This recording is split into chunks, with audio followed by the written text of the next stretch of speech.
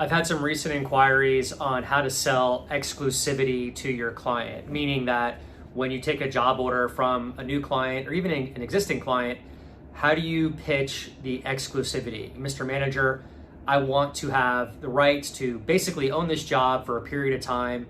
I would request that you don't call it out to any of my competitors or any other recruiting or staffing companies. Let my team work on this exclusively. Do you agree on that?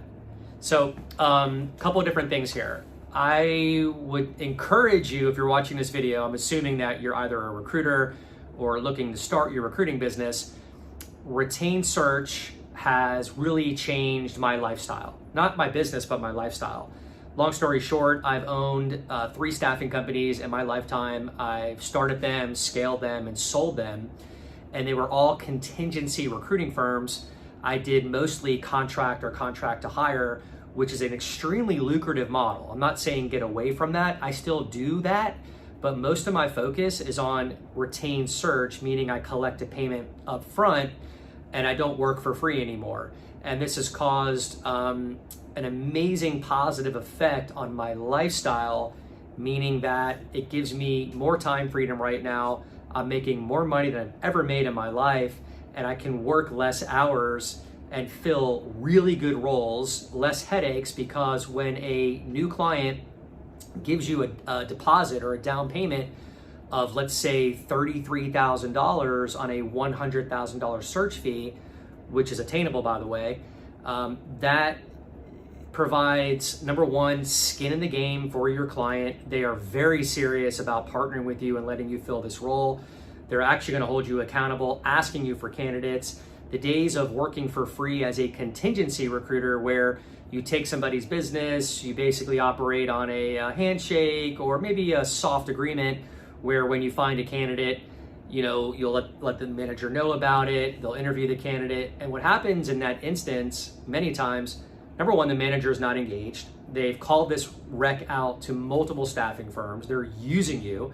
All they care about is getting as many candidates flooded to their inbox, because in their mind, their psychology is telling them that's what they have to do their due diligence in their boss's eyes. They've done their part. They've received 100 resumes and they've gone through it. They don't care about you for the most part. They will flake out on you. They won't tell you when the job lost budget approval internally, or if somebody else filled it, one of your competitors, or if they found an internal referral and they filled it that way. You won't know about it until after you've done blood, sweat, and tears, worked around the clock, worked weekends, and then you'll call the manager 2 weeks later, hey, I got a great candidate for you. So excited. And they're like, who is this? Number one. Number two, we've already filled this role. You know, thanks, see you later. Happens all the time. And if you're in recruiting, doing contingency staffing, you know what I'm talking about. It's happened to me. It's happened to the best of them. So it's nonsense, right? So my comparison to this is, if you've ever faced a divorce or a financial windfall in business, like a business breakup, you're going to hire the best attorney possible to defend you and to help you.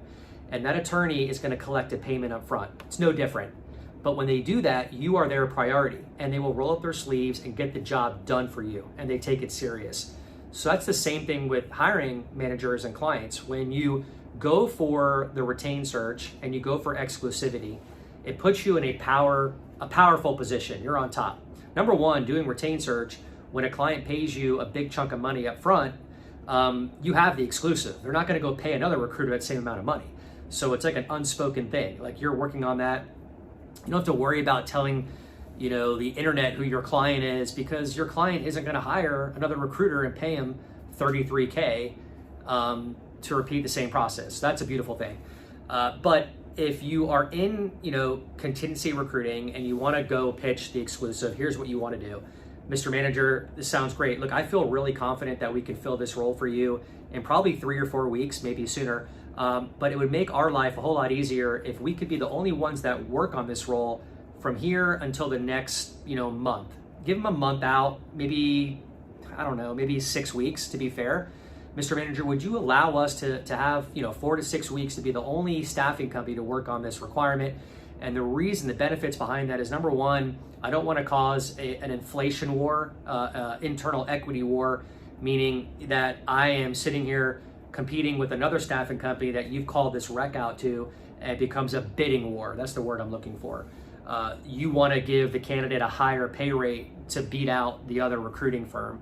That doesn't do anything, that's nothing good for anybody, right? It actually doesn't benefit your client, and you have this internal equity issue with his internal employees. So that's number one. Number two, it just allows your team to work in a much efficient way, a more efficient way.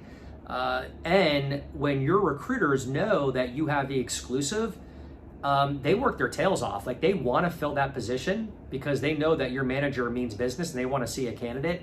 So they're more driven to come into work and to fill that role. It's a priority for them over other recs that they have where they don't have the exclusive. So think about it. If you're a recruiter, your sales manager brings you a new rec and they say, hey, we've got the exclusive, we're on the clock, we've got 4 weeks to fill this, versus a rec that you have that is called out to 5 other staffing companies and the manager hasn't been responsive, hasn't gotten back to you guys, hasn't interviewed your candidates. So think of the psychology there as a recruiter. You bet that recruiter is going to want to work on an exclusive rec. So Mr. Manager, that benefits you. We are very determined to fill this role for you and find a great candidate, more so than any other rec that we have in our pipeline right now. So that's the pitch that I give. If you're working for free, a free recruiter, go that route. And a lot of times if a client refuses to give me an exclusive and they call it, and I ask, how many other staffing firms have this requirement? Oh, I've called it out to 3 other people and I plan on having a call today with another staffing company. I won't take the business. It's just, that's not good business. That's B, C rated jobs, in my opinion. You're dragging your feet, spinning your tail, and, chasing your tail. And it's just, there's better business out there for you to acquire, in my opinion. So hope that helps, guys. Thanks.